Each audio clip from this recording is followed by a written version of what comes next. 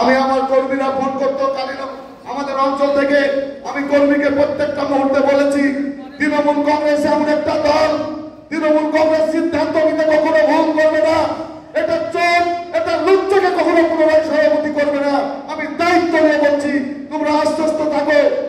আমাদের মাথায় আমাদের প্রিয় বিধায়ক এমএলএ সাহেব আছে। আমরা দেখেছি এই ব্লকে রাজনীতি করতে এসে তৃণমূল কংগ্রেসের বুথভিত্তিক কর্মীর কোন সিদ্ধান্ত মূল্য পাওয়া যায়নি। আমরা দেখেছি এই ব্লকের ব্লক কমিটির কোন সিদ্ধান্ত মনের সিদ্ধান্তের কথা কোনো কার্যকারী হয়নি। আমরা দেখেছি অঞ্চলের অঞ্চল কমিটির সিদ্ধান্ত কোনো কার্যকারী হয়নি। একজন তিনি ভেবেছিলেন এই ব্লকে আমি একটা টাইমে রবিন উঠাবো, মুর্শিদাবাদে অধীর রঞ্জন চৌধুরীর মতো তার সিদ্ধান্ত ছিল চূড়ান্ত সিদ্ধান্ত। তার মুখের প্রতিদিকে কথা বলেছে, তাকে মানুষের মাঝে অপদস্থ করেছে, তাকে মারা হয়েছে। এই পরিস্থিতির মধ্যে দিয়ে আমরা রাজনীতি করেছি তৃণমূল কংগ্রেস।